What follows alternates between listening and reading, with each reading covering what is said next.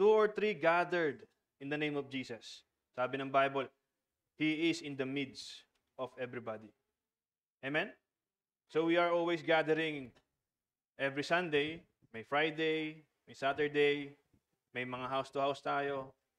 Napansin niyo po yung sinabi, two or three gathered in my name, I am in the midst of them. Ibig sabihin, nandun ang Diyos. Amen? Hoping tayo po ay nakakaintindi na ng Biblia. Sa ating pagbabasa, sa ating pagsasaliksik, sa ating pakikinig, tayo po ay natututo. Amen? Ako po ay patuloy na nag-aaral ng salita ng Diyos para sa kapurihan ng Diyos, para sa kapakanan ng nakararami. Dahil sabi nga, ayaw natin tayo ay gumawa ng mga bagay na akala lang natin ay yun ang tama. Kailangan natin malaman yung pinakatama at malalaman lang natin yan pag tayo ay namuhay ng kasama si Jesucristo. If we have time, if we have the desire, amen, to seek God. Sabi mo ng Biblia, seek God. Hanapin mo ang Diyos. Sabi pa nga, unahin mo ang Diyos. Amen? Huwag mong unahin yung mga bagay-bagay higit pa sa paghahanap mo sa Diyos. Kasi pag nasumpungan mo ang Diyos, nandun na lahat. Naintindihan niyo po ba yun? Sabi, put God first. Unahin ang Diyos. Kapag siya ang nakita mo, sumpungan mo, hindi mo na kailangan hanapin yung iba. Kasi lahat yan nasa Diyos na. Yun po yung kagandahan pag naintindihan natin ang salita ng Diyos. But then, sabi nga ako ng nakararami, paano yung laman ng tiyan? Paano yung ikabubuhay? Paano daw mabubuhay pag hindi nagtrabaho? Pag hindi kumilos, hindi gumalaw? Sabi nga, dun yung ngayon makikita yung pagtitiwala nyo sa Diyos. Kapag kayo nagtiwala sa Diyos ng lubusan, hindi nyo na iintindihin yung laman ng tiyan. Sabi nga ng Biblia, yung mga ibon nga hindi nagugutom. Kayo pa kaya? Diba? But then sabi nga, because mali yung ating pagkakaunawa at pagkakaintindi, mali po yung mundong ginagalawan natin dahil itong mundo ay hindi sa Diyos, sabi ng Biblia. Itong mundo ay nasasakupan ng kapangyarihan ng kaaway. Kaya kung ano yung gumagalaw sa mundo, ay galaw ho yun ng kaaway. Na pag yun ang ating sinundan at yun ang ating inuna, ay hindi talaga tayo makakasunod sa kalooban ng Diyos. Sabi nga ako kanina ng ating nag-testimony, exhortation ni si Papa. Nung siya'y nasa kadiliman pa, nagagawa niya yung mga bagay na hindi dapat ginagawa ng tao. Dahil ito'y kasalanan. Di ba? Pero sabi nung nakilala niya ng Panginoon, nandun pa rin yung hindi pagtitiwala, but then nagtiwala. Kaya yung resulta po maganda. But ito po yung gusto kong sabihin sa inyo. Hindi lahat ng nananampalataya na gusto nang sumunod sa Diyos ay exempted sa gawa ng kaaway.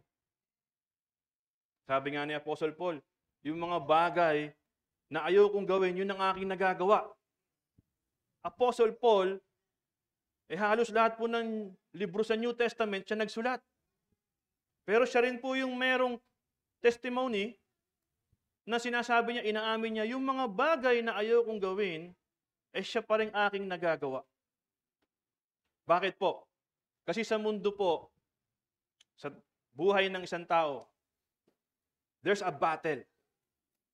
Hindi lang battle sa mundo, sa araw-araw na buhay, there's a battle inside of us. There's the flesh and there's the spirit. Yung katawan ho natin, ang katauhan ho natin, it consists of three things. The body, the soul, the spirit. Nasa gitna po yung soul. Kasi siya po yung magde-decide kung susundin mo yung laman o yung spirito. Naintindihan niyo po ba yun? Yung soul po, that's the identity given to us. Yung spirit galing sa Diyos. Yung flesh o yung body galing sa mundo. But then binigyan ka ng Diyos ng option to choose. Will you live in the spirit or will you die with the flesh? Ay, alam naman ho natin yung history noon. Bakit tayo namuhay sa laman o sa flesh? Because pumasok ang kasalanan sa mundo. Dahil that time, pinapili po ang dalawang taong ginawa ng Diyos. Si Adan at si Eva. Anong pipiliin nila? Yung mananangan ka sa Diyos at susundin mo kanyang pinag-uutos o gagawin mo yung bagay na hindi sa Diyos. Because of sin, dahil nagpaloko sila sa kaaway, pumasok ang kasalanan. And that's the history. Ngayon, there's a battle going on inside each and every one of us. To live in the Spirit or to walk in the Spirit or to feed your flesh, your desire in this earthly world na ginagalawan natin. Now, sabi ko nga sa inyo, saan ho tayo? Are we gonna live our lives na makamundo o makalangit? Sabi ng Biblia, lahat ng panlangit na bagay ay eternal. That's why sabi ng pag tinanggap mo ang Diyos at nasa iyo ang Diyos, mamumuhay kang eternal. But then kung pipiliin mo yung physical, yung makamundo, yung pita ng laman, yung flesh, sabi, lahat po ng yan ay mawawala. Babalik sa alikabok. Masisira, mawawala. Ito po'y temporary lang. Pansamantala. But then kung pipiliin mo ang Diyos, siyang uunahin mo sa iyong buhay, sabi ng Biblia, magkakaroon ka ng buhay na walang hanggan. Pero take note guys, church, hindi po ito buhay na walang hanggan lang. Buhay na walang hanggang walang pagdurusa. Walang sakit. Walang kapighatian. Walang kalungkutan. Buhay na sagana. Buhay na pangako ng Diyos. Buhay na punong-puno ng kapayapaan at pag-ibig. Walang ibang makakapagbigay nun kundi ang ating Diyos, si Jesucristo. Now, we have been given a chance, a choice to decide. Are we gonna live in the Spirit or walk in the Spirit? Or we continue to walk in the flesh? Sa mga makamundong bagay. Kuya Lori, ang hirap naman po na mamuhay ng hindi mo nagagawa yung ginagawa ng marami. Yan po yung mindset ng isang taong ayaw isuko yung buhay makamundo. Kasi ang mindset ng taong gustong makasunod, sabi nga, kayang i-lay down kung anong meron siya. Kayang isuko. Sabi nga ng Bible, kayang i-deny yung sarili. That's why the Bible says, deny yourself and carry your cross daily. Araw-araw po, we are required to deny ourselves. Eh Kuya Lord, sayang naman. Ba't pa tayo nabuhay sa mundo kung i-deny lang din natin? Di po ba? Sabi naman ho ng Biblia sa Book of Jeremiah, na kahit kayo ay inilagay sa lugar ng mga pagano o ng makamundo, sabi, mamuhay kayo ng normal. Kumakain, nagsasaya, sabi nga, nag-aasawa, nagpapakasal, nag-aanak, nagtatrabaho. Pero sabi, huwag niyong kalimutan na siya pa rin ang Diyos niyo. Hindi kayo pinagbabawalang gawin yung mga bagay na nasa mundo. But then kung alam niyo kung sino ang Diyos niyo, alam niyo ang dapat ginagawa niyo. Which is yung tama at mabuti sa harapan ng Diyos. Totoo po ba? Do you agree, church? na binigyan kayo ng layang gawin yung mga bagay-bagay. Pero dapat alam nyo kung ano yung tama sa mali. Amen? Sabi nga ni Pastora kanina, naranasan nila yung maayos, masaganang buhay. Si Pastora ho, may malaking bahay sa Greenwoods. Parang taliwas naman yata yung sa kagustuhan ng Diyos. Hindi ho eh. Kayo rin ho, pwede kayong magkaroon ng ganong kalaking bahay. At meron sa inyo, may mga bahay na rin na maayos. Taliwas po ba yon sa sinasabi ng Biblia? Na kailangan wala kayong ganong bahay at mahirap lang kayo para tawagin kayong mga anak ng Diyos. Hindi ho. Pinagyayaman ng Diyos ang kanyang mga anak. Yun po ang katotohanan. Kaya nga nung panahon sa Old Testament, may mga hari. Alam niyo po ba ang hari may kaharian? Sabi nga, lahat ng lupain ay kanilang pagmamay-ari. Libo-libo po yung kanilang mga alagang hayop.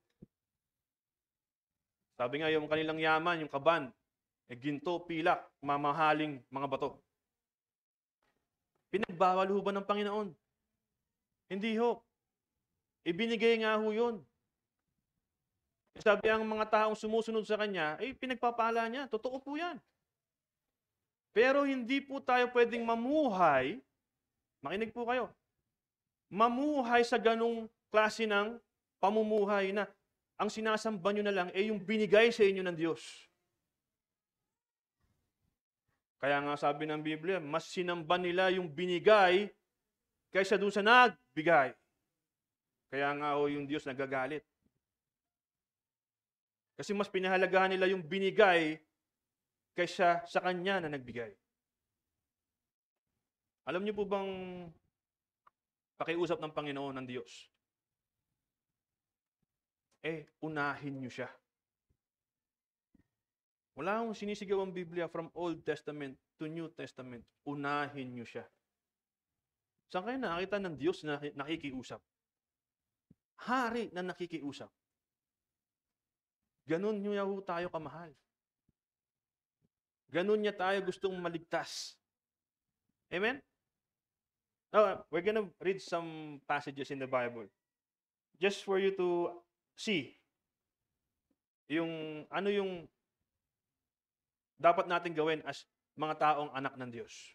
Anak na po ba tayo ng Diyos? Totoo po ba? Convince mo nga yung katabi mo. Anak ka na ba ng Diyos? Ano mo, sige, convince mo siya.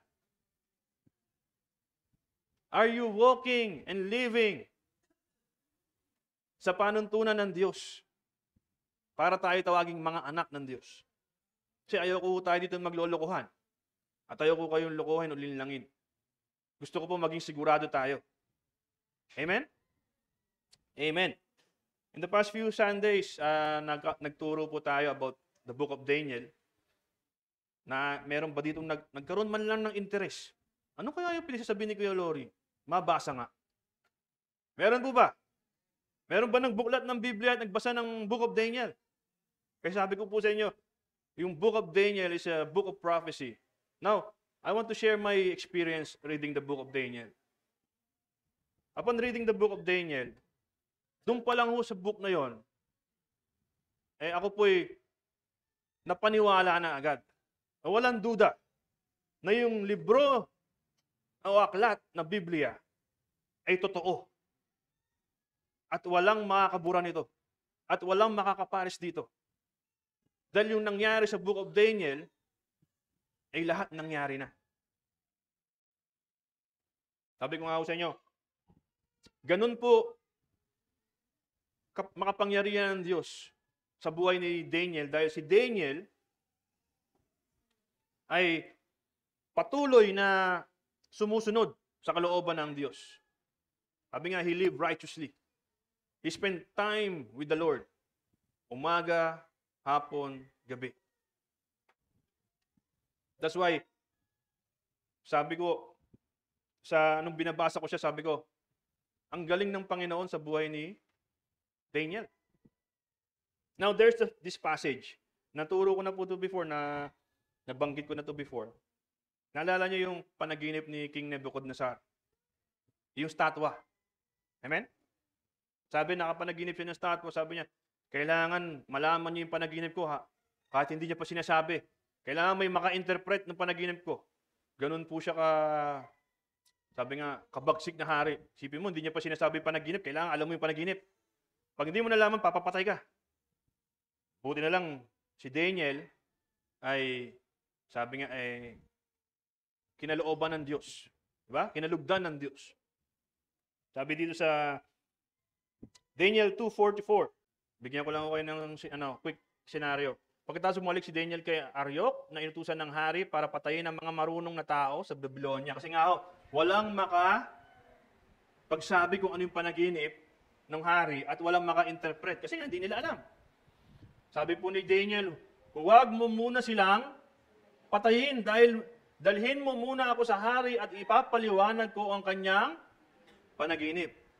Ito pong panaginip ng hari ay nireveal na po ng Diyos kay Daniel. Amen? Kasi si Daniel, grabe po yung kanyang, sabi nga, nakikipag-usap siya sa Diyos. Through the messenger, the angels, nakakausap niya ang Diyos. Sige, next. Sabi dyan, kaya dali-dali dinala ni Aryok si Daniel sa hari. Sinabi ni Aryok, mahal na hari, may nakita po akong bihag mula sa Juda na makakapagpaliwanag ng iyong panaginip. Sige, fast forward tayo. Tinanong ng hari si Daniel na tinatawag ding Belteshazzar. Yan po yung name niya sa Babylonia. Kung name niya, Hebrew name niya is Daniel, yan po yung kanyang name sa Babylonia. Belteshazzar. Talaga bang mahuhulaan mo ang aking panaginip at maipapaliwanag ang kahulugan nito? Yan, sige. Next. Sumagot si Daniel, mahal na hari, wala pong sino mang marunong katulad ng mga mangkukulam, engkantador o manghuhula ang makakapagpaliwanag ng iyong panaginip. So, panahon pa lang ni Daniel, may mangkukulam na. Ayan, ha? May engkantador na, may mga taong, sabi nga, hindi sa Diyos lumalapit, kundi sa ibang mga elemento. Next. Mga witch. Ayan. Pero may Diyos sa langit na naghahayag. Ayan po, may Diyos sa langit na naghahayag ng mga mahiwagang bagay at inihayag niya sa inyo sa panaginip ang mangyayari sa hinaharap. So, meron po sinabi si Daniel na may inihayag na sa inyo ang panaginip na mangyayari sa hinaharap. Ngayon, sasabihin ko po sa inyo ang mga pangitain nakita nyo sa inyong panaginip. So, siya na po mag-explain. Kukwento na ho ni Daniel yung panaginip ng hari sa hari nang hindi sinasabi ng hari kung ano yung kanyang panaginip. Okay? Next. Habang natutulog po kayo, mahal na hari, na naginip kayo tungkol sa mga mangyayari sa hinaharap. Ipinapaalam ito sa inyo ng Diyos na tagapagpahayag ng mga mahiwagang bagay. So, ipapakita yung mangyayari sa future ng Babylonia o ng mundo. Okay? Yan. At inihayag sa akin ng Diyos ang inyong panaginip, hindi dahil mas matalino ako kaysa sa iba, kundi para may paliwanag ko sa inyo na at maintindihan nyo ang gumugulo sa inyong isipan. See, nandun pa rin yung pagpapakumbaba ni Daniel. Hindi niya yung sinabing ako yung mas magaling sa iba, kaya alam ko. Sabi niya, hindi po daw siya matalino kaysa sa iba. Next. Ito po ang inyong panaginip. May nakita kayong malaking rebulto o statwa na nakakasilaw, na nakatayo sa inyong harapan at nakakatakot tignan. So, meron daw isang malaking statwa o rebulto sa kanyang harapan na nakakasilaw at nakakatakot tignan. Next. Ang ulo nito ay purong ginto, ang mga bisig at dibdib ay pilak, ang tiyan at hita ay tanso.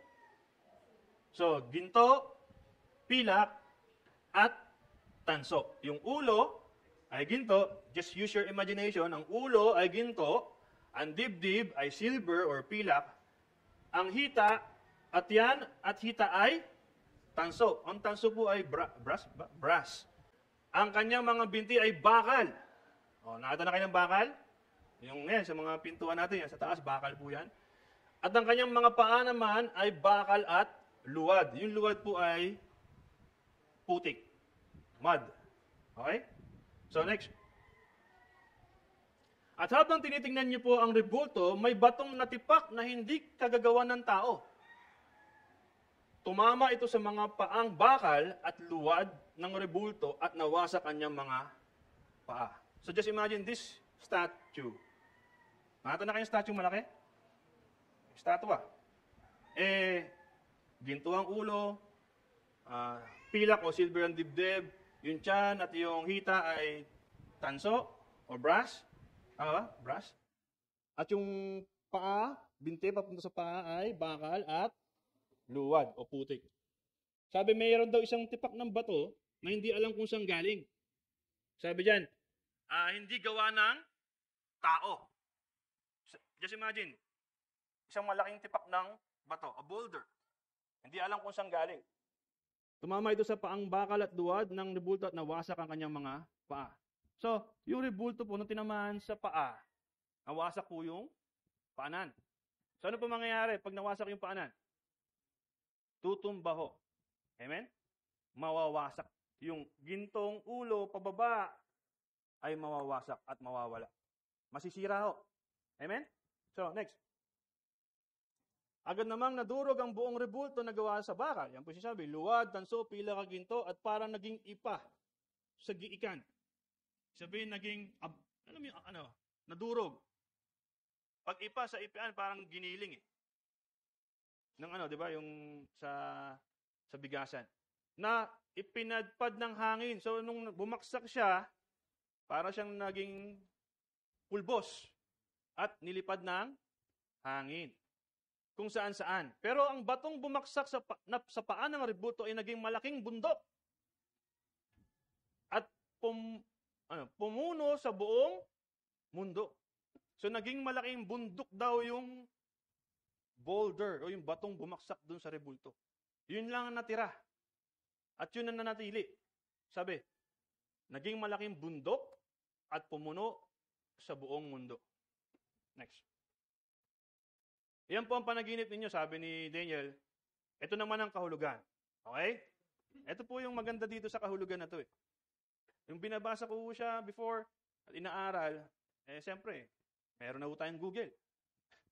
May internet na ho tayo. Sabi nga, may means na tayo to know things. Unlike before, mangangapa tayo kung ano yung sinasabi ng Biblia. Unless ipaliwanag ng Diyos. But then sabi ko ng Bible, ito po yung maganda nung binabasa ko rin itong Book of Daniel. Sabi niya kay Daniel, sa mga ibang chapter ng Daniel, is may tamang panahon para malaman ng tao ang mga bagay-bagay.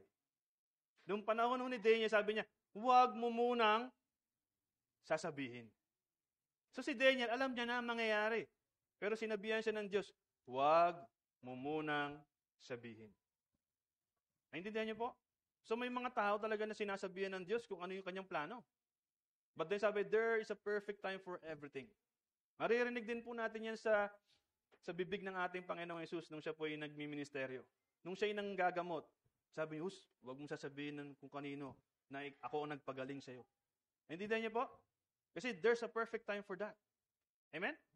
So, nung panahon na to, marami nang nalaman si Daniel, but then sabi niya, hindi niya pa po pwedeng ilahad.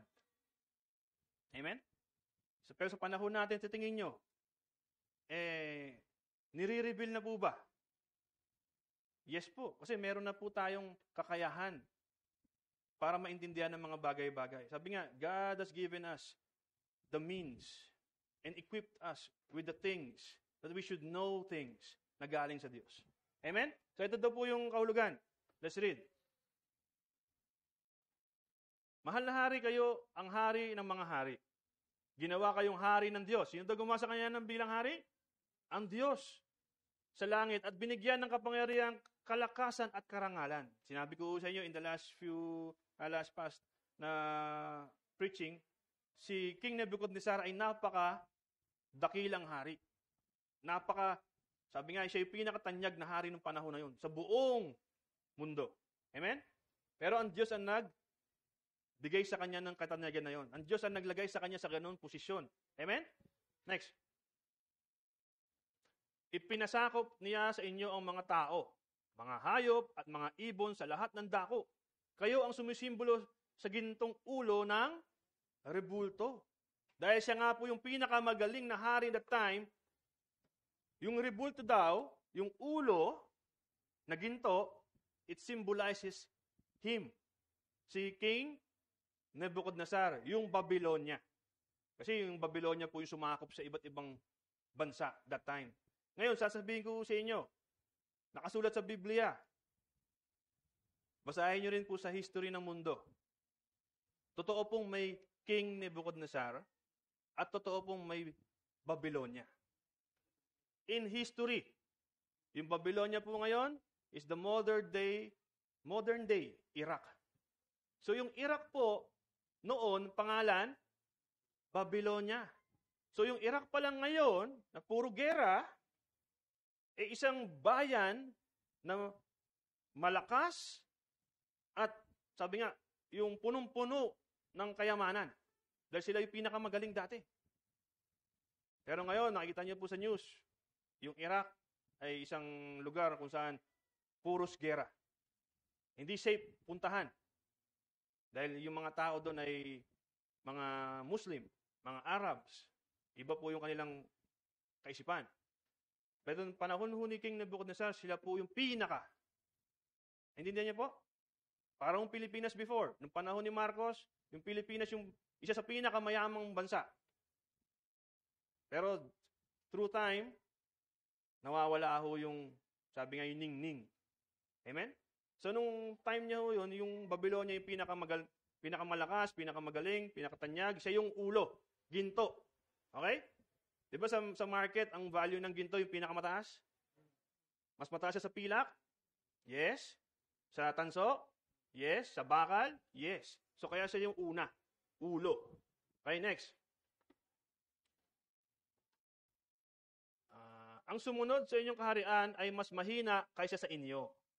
Nakita niyo sinabi, mahina kaysa sa inyo. Kasi po yung Babylonia that time, sabi ng Bible, makita niyo rin sa Bible, makita niyo rin sa history, nasakop din sila ng mas mahinang bansa. Okay? Yun po yung sumisimbolo ng pilak. Pagkatapos, ang ikatlong kaharian ay sumisimbolo ng tansong bahagi ng rebulto at ang kaharian ito ay maghahari sa buong mundo. Ayan. So, yung ulo, Babylonia, may sumakop na tanso, na pilak. Makikita niyo po dyan sa history po ng Bible.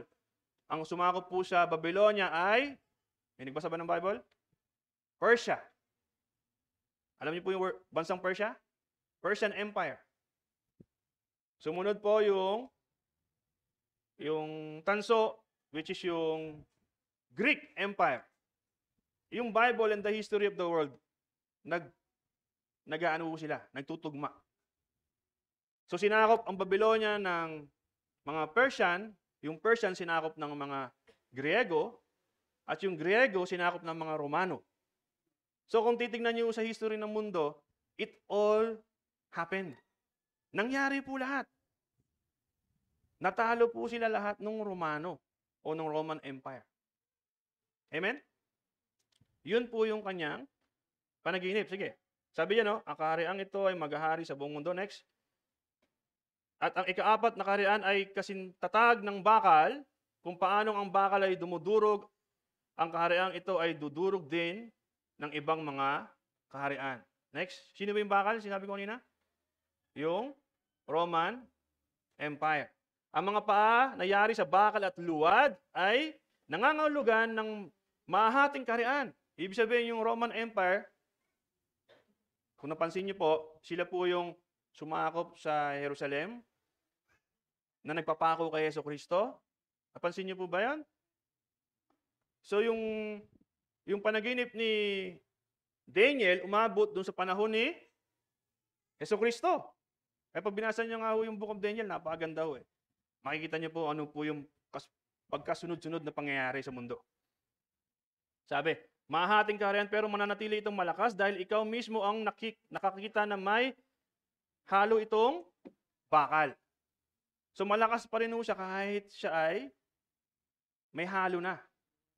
So nakita niyo po yung Romano Katoliko, totoo po niyan, ang Romano Katoliko o Roman Empire, nung sinakop niya yung buong mundo, natalo rin sila, pero hindi sila totally nawala. Kasi wala na hong Babylonia ngayon. Wala na rin yung Persian ngayon. Di ba? Yung mga Griego ngayon, may bansa hong Greece, pero wala na rin silang boses o lakas. Pero tingin niyo po, until now, ano po yung may boses? The Roman. Kaya nga may Santo Papa, may Rome, na sinusunod ng buong mundo. Totoo po ba? Kasi yan po yung pangitain ng hari ng Babylonia. Na yung last na bakal sa paa, maghahati-hati, pero mananatiling malakas. So kung titingnan niyo po, yung Roman Empire, sabi, may influensya pa rin sa buong mundo until now. So kung titingnan niyo, ito po yung napakagandang pangitain na propesiya. Panahon pa lang ho nito ni Daniel in the Old Testament, nalagpasan na yung panahon ni Jesus, until now, totoo yung sinasabi ng propesiya. Now, the Roman Empire is still there, malakas pa din. Sabi nga, lahat daw ng singko o pera ng every Catholic Church sa buong mundo, sa iba't ibang bansa, yung pera pumupunta sa Roma. Kaya po yung pinakamayamang bansa sa buong mundo ay ang Vatican, which is Rome. Which is totoo po doon sa sinasabi ni Daniel sa panangitain po ni Nebuchadnezzar. Just imagine, paano nangyari yung Kuya Lori? Hindi ko rin alam. Pangitain yun ng hari dati. Na totoo until now. Kaya sabi ko po sa inyo, hindi po pwedeng hindi tayo maniwala. Sinabi na ho ng Biblia. Amen? Next. May exciting part dito Sabi yan, next. Ang mga daliring bakal at luwad na ang mga paa ay nangangahulugan na may bahagi ang kaharian na matibay at ang mga bahaging mahihina. So, ano na siya? So, totoosin is mix na siya. So, hindi na siya puro talagang malakas. Malakas na malakas. Amen? So, sabi, malakas pa din siya, pero dahil may mga bahagi siyang mahina, hindi na siya ganun kalakas. Amen? O katibay. Ang totoo po yan, in the history, pag tayo po nagbasa ng history or nagsaliksik ng history, there is a time na yung Roman Empire ay natalo.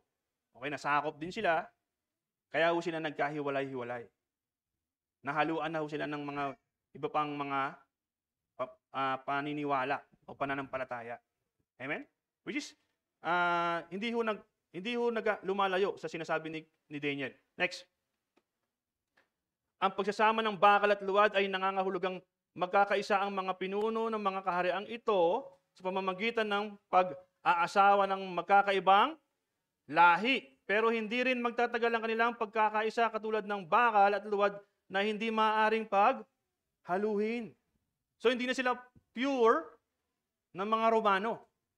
Kasi nagpangasawa sila ng mga iba't ibang lahi. Okay? So next. Sa panahong ng mga haring ito, ang Diyos sa langit ay magtatayo ng isang kaharian na hindi babaksak. Okay?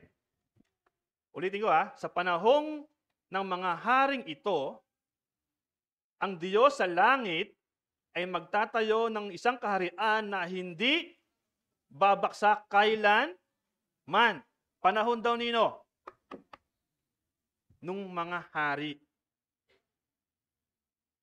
Si Jesus po ba nabuhay siya nung panahon na may hari pa sa mundo? Yung Roman Empire. Di po ba? So pero sinabi to, ang Diyos ay magtatayo ng isang kaharian na hindi babaksak kailan man. That's why in the Bible, makikita nyo po, the kingdom of God is at hand. Nung si Jesucristo po ay sinilang at nagmisyon at pinako sa krus at nabuhay muli, nagsimula na pong maghari ang Diyos sa lupa. But then, wala akong nakakaalam, nakakaintindi, dahil hindi po natin na unawaan ng tama. Now, what is my point? Ano ba itong sinasabi ni Daniel sa panaginip ni Nebuchadnezzar? Sabi diyan, hindi ito matatalo ng alinmang kaharian, kundi wawasakin pa niya ang lahat ng kaharian at mananatili ito magpakailan paman. Katulad ito ng iyong nakitang tipak na bato mula sa bundok, hindi kagagawa ng tao, ibig sabihin yung bato na yon ay hindi man-made, kundi gawa ng Diyos, na dumurog sa rebultong yari sa bakal, tanso, luwad, pilak at ginto, mahal na hari. Ipinapahayag po ng makapangyarihan Diyos sa inyo kung ano ang mangyayari sa hinaharap. Iyon ang panaginip nyo at ang kahulugan nito, totoo po ang lahat ng sinabi ko. So, this is for the future. Panahon pa lang ni Daniel, sinasabi na kung anong mangyayari sa future. Naintindihan niyo po? Now, nagjo-joke po ba si Daniel nung sinabi niya na may kaharian na itatayo ang Diyos nung panahon ng mga hari? At sabi yung kaharian na yon ay hindi mawawasak, hindi masisira, at tatayo o magiging maghahari magpakailan paman. Naano niyo po? Meron po ba? Nakaintindi? Panahon pa lang ho ng mga hari, which is yung panahon ni Jesucristo, yung kaharian ng Diyos na hindi nakikita ay narito na sa lupa. Now, sabi nga, if you are believers of Jesus, you believe in the power of the Almighty God, maiintindihan nyo ito. Matagal na hong naghahari ang Diyos, sabi ng Bible, sa puso ng bawat isa. Patunay ko na, bibigyan ko kayo ng Bible verses, patunay po. From the Old to the New Testament, sinasabi po natin na ang kaharian ng Diyos ay narito na sa lupa.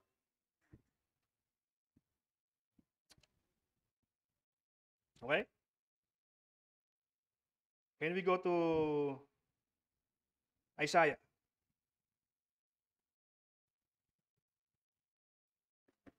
Isaiah 57:15. This is just to prove. May sinasabi ni Kuya Lori ay hindi kasinungalingan o hindi gawang-gawa lang. We are living already na ang kaharian ng Diyos ay narito na sa lupa. All we need to do for us to see the kingdom of heaven. Ang sabi ni Jesus kay, sino yung teacher? Nicodemo. No one can see the kingdom of God unless he is born again. Naintindihan niyo po ba? Born again is not a physical thing. It's not a title. It's not a religion. It's spiritual. If you will be born in the Spirit and die in the flesh, you will see and you will know the kingdom of God. Hindi ho tayo mag-aabang sa mga maling turo na sabi, pag tayo namatay dahil nasa Diyos tayo, pupunta tayo ng langit. Ang panalangin ng Diyos, kung naintindihan nyo, let your kingdom come, your will be done on earth as it is in heaven. Dinala na ng Diyos ang langit dito sa lupa nung siya ay bumaba at nagkatawang tao. All we need to see is to live like Jesus, to walk in the Spirit.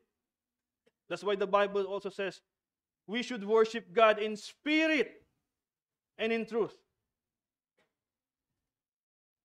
This is just the physical realm. Now, yes, we go and gather to praise and listen to God's word. But the true worship is in spirit. Sabi nga, if you have the fruit of the Holy Spirit, you're walking in the Spirit. And you will see God. Naintindihan niyo po ba? But no, sabi nga, we have a battle every day on our own. Mamuhay sa physical o flesh o mamuhay sa spirito na kinalulugdan ng Diyos. Now, gusto ko po itong maunawaan ng lahat. Dahil lahat po na sinasabi ng Biblia, panahon pa lang ni Daniel, ito totoo. Dahil ang Diyos ay hindi pwede magsinungaling. Na kaya sinasabi niya, kailangan nating mamuhay spiritual. Na kung ikaw talaga ay sa Diyos at binago na ng Diyos, makikita mo, masusumpungan mo ang kaharian ng Diyos dito pa lang sa lupa. Mamuhay tayo bilang mga taong spiritual. Sabi ng Panginoon sa Biblia, hindi ako taga dito. Nabasa niyo po ba yun? Hindi ako taga dito. Meron akong lugar kung saan ako nakatira. Now, let's go back to Isaiah. This is very interesting. Ang sabi sa Tagalog, ito pa ang sinasabi ng kataas-taasang Diyos, ang banal na Diyos na nabubuhay magpakailanman. Nakatira ako sa mataas at banal na lugar. Pero nakatira rin akong kasama ng mga taong, nakatira daw siya sa mga mataas at banal na lugar, pero nakatira rin ako sa kasama. Ano daw sabi? Word, kasama ng mga taong mapagkumbaba at nagsisisi para siya'y palakasin ko. Namumuhay siya kasama ng mga taong mapagkumbaba. Amen? Sabi sa Jeremiah 31:33, sinabi pa ng Panginoon, ito ang bagong kasunduan na gagawin ko sa mga mamamayan ng Israel. Pagdating ng araw na iyon, itatanim ko sa isipan nila ang utos ko at isusulat ko ito sa mga puso nila. Naintindihan niyo po ba yun? Itatanim daw saan? Sa puso nila. Sabi next niyan, sinasabi ng Panginoon, mamumuhay siya kasama ng mga taong mapagkumbaba. Yung marunong humingi ng kapatawaran. Marunong bumalik sa Diyos. Now, next. Ito po isa pa. Sa Ezekiel 36:26-27. Bibigyan ko kayo ng bagong puso at bagong espiritu. At ang matitigas ninyong puso ay magiging pusong masunurin. Naintindihan niyo po ba yun? Next nga, ano yung 27?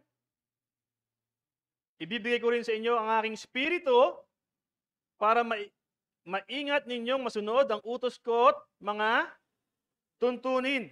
So, sinasabi ng Panginoon, una, sa Isaiah, na nakatira siya sa mga puso at buhay ng taong may pagpapakumbaba.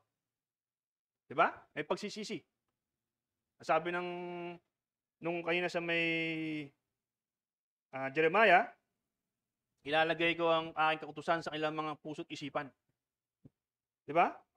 Para sila ay makasunod. Sa pamamagitan ng Espiritu ng Diyos. So, ano daw po yung needed natin para makilala natin, malaman natin, makasunod tayo sa Diyos? Yung kanyang Espiritu. That's why the Bible says in the New Testament, walk in the Spirit so that you will not gratify the desire of the flesh. Kung may battle po tayo inside the flesh and the spirit, para daw hindi natin magawa yung mga bagay na makamundo o makalaman, kailangan natin ng Espiritu ng Diyos. Now, pag wala tayong Espiritu ng Diyos, patuloy na mangingibabaw ang laman. Papayag po ba tayo? Bilang mga anak na ng Diyos na nakakaalam, nakakaunawa ng kanyang salita. Kailangan daw natin ng kanyang Espiritu to battle the flesh. Because sabi ng Bible, we are not of this world. Our God is Spirit. Sabi, we should worship Him in spirit and in truth.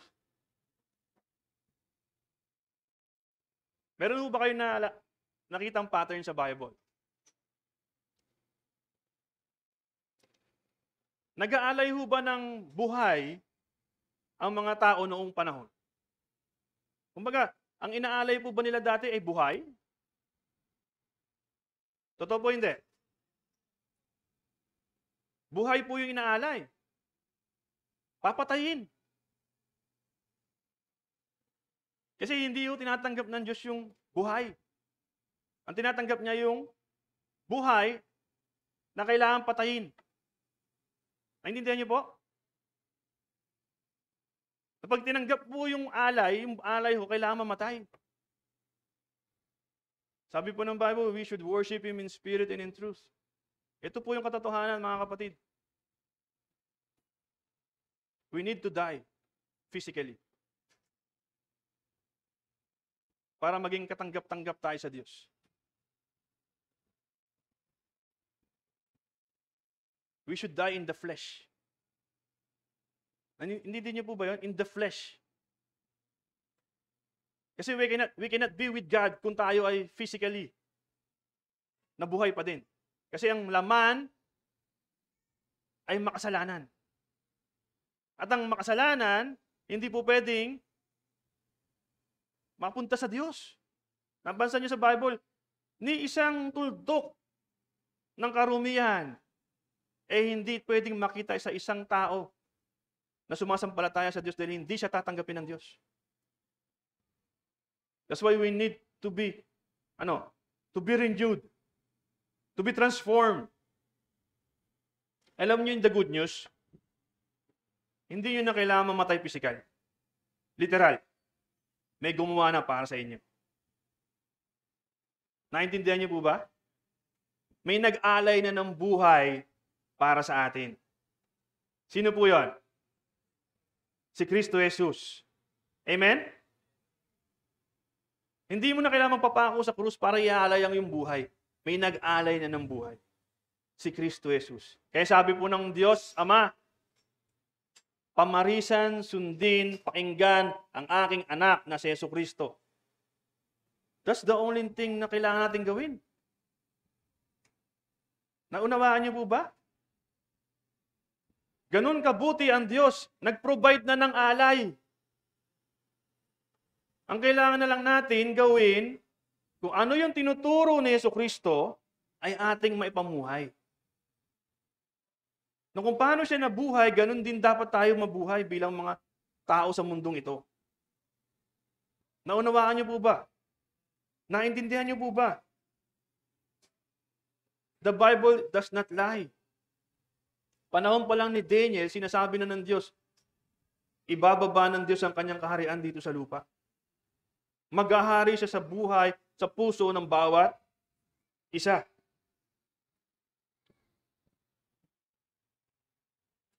Can we go to Luke 17?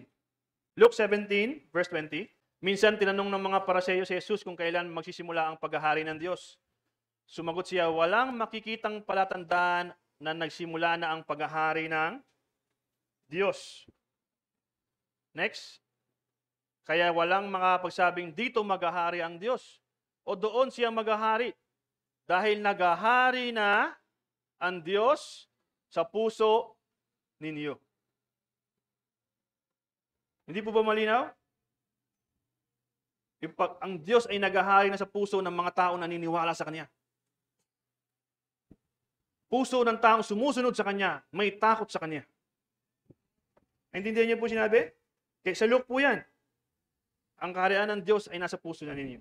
Sa John 18:36, sinabi ni Jesus sa Kanya, ang kaharian ko ay wala rito sa mundo. Kung nandito ang kaharian ko, makikipaglaban sana ang mga tagasunod ko upang hindi ako madakip ng mga Hudyo. Pero tulad nga na sinabi ko, ang kaharian ko ay wala rito. Sinasabi po ng Diyos na ang kingdom niya ay hindi physical. Ang kaharian niya ay spiritual. At hindi ito makikita ng taong namumuhay sa mundo o makamundo. Makikita lamang ito at mauunawaan ng mga taong sumusunod na sa kalooban ng Diyos, namumuhay sa spirito at katotohanan. Sabi sa John 4:23, ito po yung sinasabi ko kanina, tandaan mo, darating ang panahon na narito na nga. Darating ang panahon at narito na nga na ang mga tunay na sumasamba ay sasamba sa Ama, sa Espiritu at katotohanan. Sinabi po yung word na Espiritu, sumasamba sa Espiritu. Worshiping in spirit and in truth. Ganito ang uri ng mga sumasamba na hinahanap ng Ama. Romans 14:17. Para po, sabi ko, pupunuin ko kayo ng verses. Gusto ko po, pagdating nyo sa bahay nyo, pag bulay-bulayan nyo, para sabihin nyo, si Kuya Lori, kung ano pinagsasabi. Romans 14:17, sapagkat ang kaharian ng Diyos ay hindi tungkol sa pagkain o inumin, kundi tungkol sa matuwid na pamumuhay, magandang relasyon sa isa't isa, at kagalakan na mula sa banal na Espiritu. Hindi pagkain, hindi inumin, kundi tungkol sa matuwid na pamumuhay. Naunawaan niyo po ba? May sinabi dyan, no? Magandang relasyon sa isa't isa.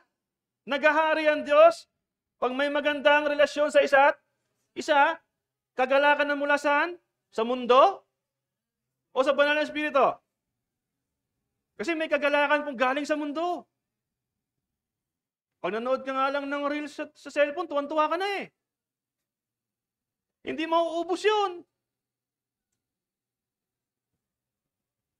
Pero sinasabi, kagalakan na mula sa banal na Espiritu. Pag nakita niyo po dyan sa fruit of the Holy Spirit, nasa yung joy? Sa pangalawa, yung love, una. Sabi ko sa inyo dati, hindi nyo maaarok yung pinaka-love kung wala kayong joy. Totoo po ba?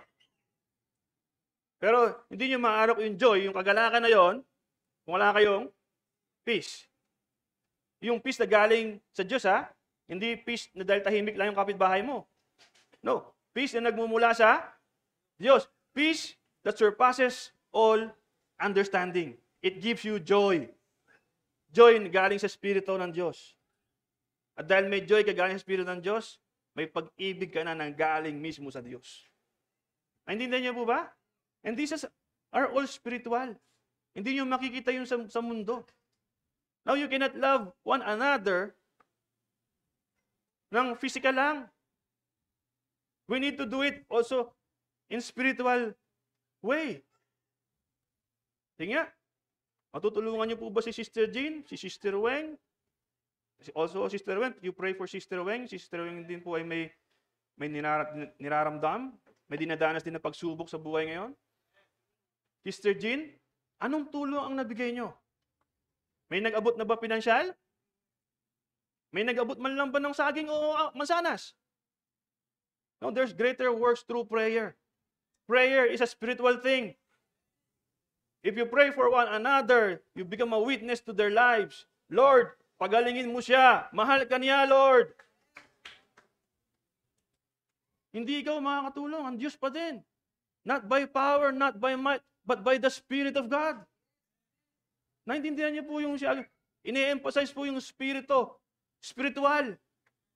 Because we need that. Kasi yun ang kaharian ng Diyos. As sinabi ng Bible kayo sa Daniel, hindi ito masisira. At ito'y maghahari magpakailan man. Lahat ng kingdom, lahat ng pamunuan, lahat ng bagay sa mundo masisira. Sabi ng Bible, all these things shall pass away. But the word of God will not pass away. The word of God is God. Kasi kaharian niya ay eternal. I want you to include Sister Jean, Sister Weng, Nanay Lina, and everybody else. Huwag niyo panalangin kasi may sakit lang. Panalangin niyo, huwag magkasakit. Advance. Hinihingi niyo na agad. Huwag niyong tulungan kasi wala nang makain. Bigyan niyo para may makain. That's how you love each other. That's how you think about each other. Hindi tayo politiko. Tutulong lang kasi mahirap na sila eh. Tulungan mo para hindi maghirap. Naintindihan niyo po ba yun? Kung ganon kayo mag-isip, if you just know how Jesus walked in this earth, gusto niya lahat maligtas. Nagtuturo pa lang ng Word of God. Iniisip pa din yung laman ng tiyan. Pakainin mo sila para hindi sila magutom. Malayo pa yung kanilang nilakaran at uuwian. Baka mahilo. Si Jesus na yun, ha? Iniisip niya yung bawat isa. Naintindihan niyo po ba? Hebrews 12:28, last na po. Kaya magpasalamat tayo sa Diyos dahil kabilang na tayo. Do you accept Jesus already in your life?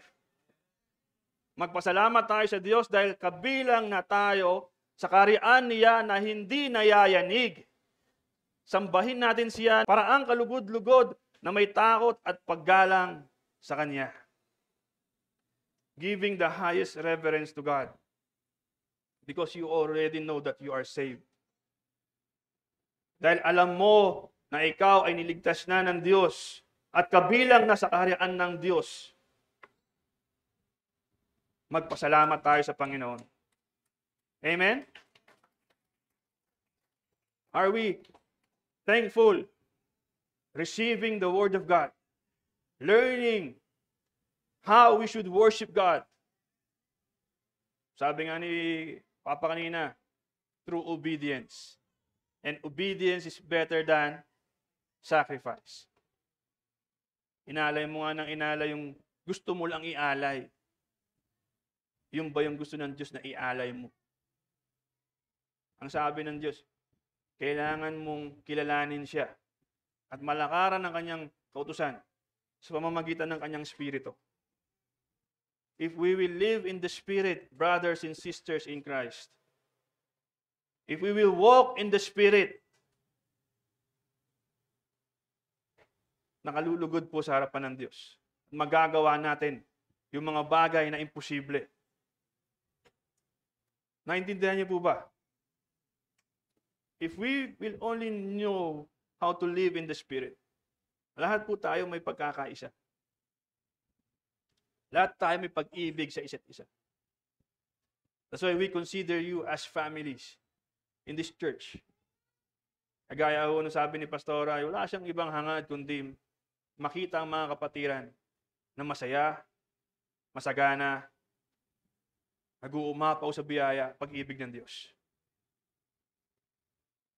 Dahil nilagay na rin sa puso niya yung pag-ibig, Espiritu ng Diyos. And we want you to do the same, na magkaroon kayo ng Espiritu ng Diyos sa inyong mga puso.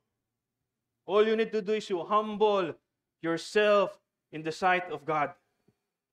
Magpakumbaba sa harapan ng Diyos at sasamahan niya kayo. Amen?